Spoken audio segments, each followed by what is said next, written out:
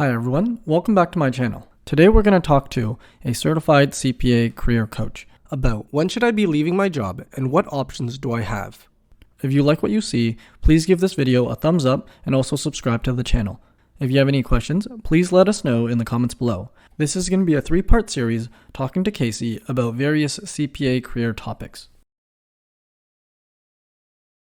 So the first question is, should you look for a new job before or after you get all your CPA hours?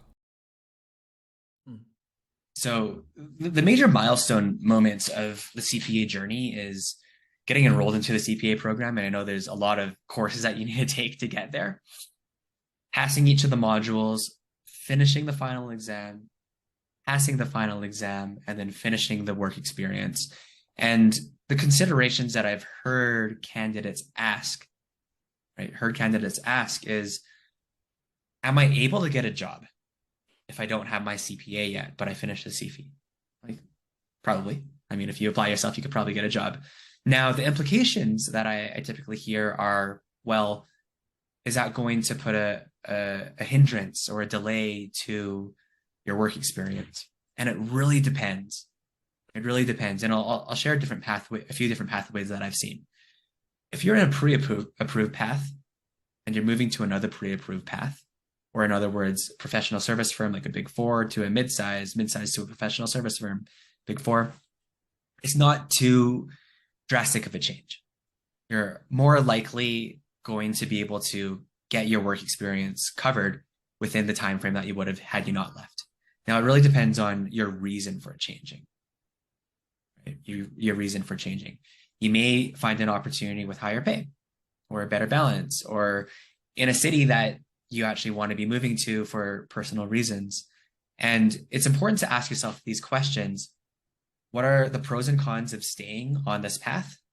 We'll call that the default path, staying in the company and finishing your hours here.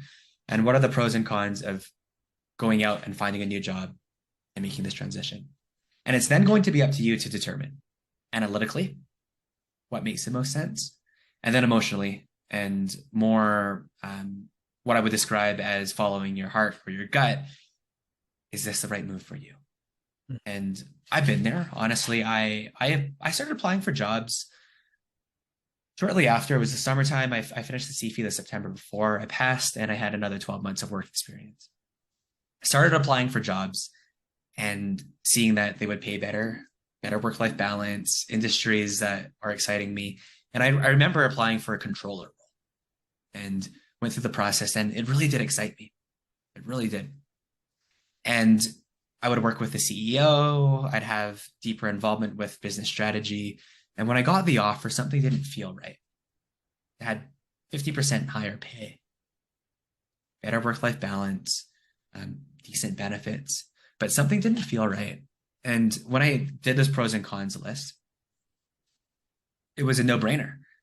Taking this opportunity would benefit me based off of those factors.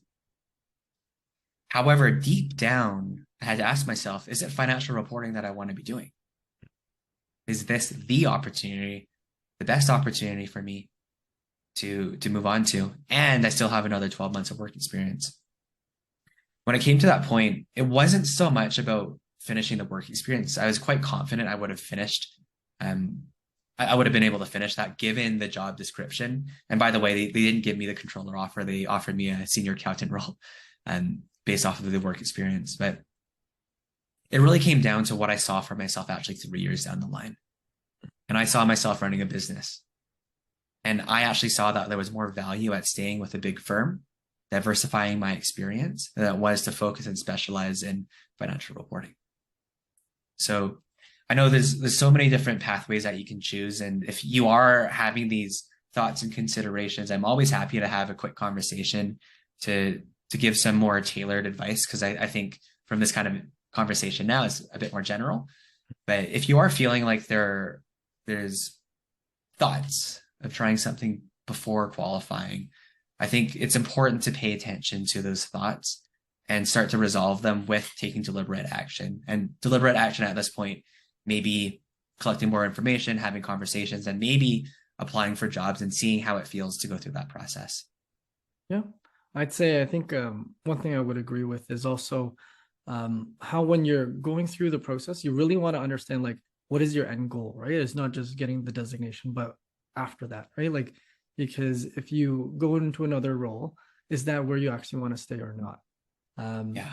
but one thing I want to also remind people of is if you're planning on switching roles, I would encourage you to try to wrap up that part report that, with your current report, with your current employers first, just so that it's easier, right? Like if you leave the role later on and trying to fill those out, trying to Oh, get those so approvals, hard. it's hard. Yes, Yeah, trying you lose to access to all your documents, your work emails, and all of that. Yeah, Um, so I'd say, if you're gonna plan on leaving or if you're leaving soon, I'd say that try to wrap those up, get those all signed off, and then move to your next role and then kind of start fresh there. And again, you should be planning in terms of, what are the skills that you're still missing, and will that role get it to you, right? Like, will it be able to get you over that hump to, qualify to become a CPA? So, yeah, totally. I really do agree with that.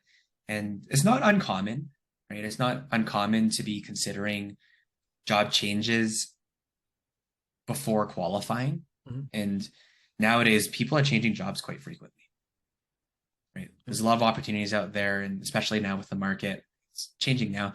But if you're trying to prioritize certain job criteria, like your work setup, your company may not exactly be giving you what you need, and it might be worthwhile to consider these changes. I also had another thought here, and it's slipping my mind for a moment. Um, I think something that can cause stress is seeing other people progress at a different pace than Mhm. you're progressing, right? Especially if you're on LinkedIn or if you work for a big company, a firm, and they're, you know, people, you can see people leaving and making changes in their careers. And like I said earlier, it's our origin story. There's no right or wrong way to do that. And I know, at least for me, it was this question of like, are you going to be leaving right when you qualify, and for what opportunity, and what are you getting paid? And, you know, all this comparison that starts to happen as you're getting to this graduation period. And I know it could get challenging for your self-esteem, especially when you are going out and applying for jobs and you're not getting the results that you're looking for. And I think one word of advice is the job transition itself is a skill set. And if you were like me, I didn't apply or I didn't interview, like really interview for years between getting my job as a university intern to deciding to go down a new path. And um, today, the way that we interview is different than 3 or 4 years ago. Like everything's starting to shift. So when it comes to defining your own path, it's really important to ask yourself the questions about the values that you would like to see in your next job, and not just look at, oh, it looks like someone else went into investment banking. I should do that too. Right. So really, really important piece here is that there is no right or wrong answer, but there is a path for you. And if you're not sure what that is just yet, I inspire you to take some time to pause, reflect, talk to the people that you know will give you sound advice, and start taking it day by day. There's no rush to make these decisions. The second question is, what job options do I have if I pass the CFE but I don't have my CPA designation yet? Yeah. I'd say the most important piece with this question here, again, with my story earlier, I knew I didn't want to do financial reporting, and I knew that starting my own business, if I left with like 8 months left, I'm not going to have tangible accounting experience to finish my qualification. Right? Mhm. And I strongly considered it, honestly. I strongly considered going into another line of work before finishing my CPA designation. And the way that I looked at it was, for me now, personally, CPA, the benefit that I have was really from the work experience and the network and the skills that I developed. And we could think of the CPA as letters on a paper, right? There's different schools of thought around this, just in general around degrees and certifications. Now, I think the benefits of the different pathways that you could take, you finish the CFE, but not your work experience. It's really important that you Know what it is that your end goal is. And if you want to prioritize finishing your CPA, you have to be finding a role that could give you that experience. Right? You have to be finding a role that's going to give you that experience, and you ask upfront. Mm-hmm. Have you had successful CPA candidates come through your company? First interview. If you're not asking that, you go into a role and they say, no, we don't even have a CPA here to sign off on your experience. It's going to be really hard to prioritize that goal of yours. Now, if your objective is to just move on and develop in your career, I do know people that have chosen that path. They wrote the CPA and did not pursue the designation. It didn't matter to them. They could actually go off and look for any kind of opportunity. Now, you will have some buffer time to accumulate those hours, so you could grow into that role. It's really important that you get informed about what path you want to be following, and then you ask the potential employer or your current employer how they can support you in completing your designation. It's so important. So I hope that clarifies. Again, it's not a direct, like, this is what you should do, but more so start to get your education in what it is that you want for yourself, what the CPA criteria is, and how your employer or future employer can accommodate for your goals. It's not a bad thing to ask for help. That's also another big mistake that I hear. Now we have to do it ourselves. No, it's like in university, go ask your TA or your prof if you have any questions. As a CPA candidate, we don't have TAs or profs. Well, we do in the learning side, but when it comes to the practical experience side, we have CPA, we have our mentors, we have the managers at work, and hey, you have Alex and myself as well. Yes. Thanks again for watching this video. If you like what you saw, please give this video a thumbs up and also subscribe. If you want to get to know Casey a little bit better, please check out the links in the description below.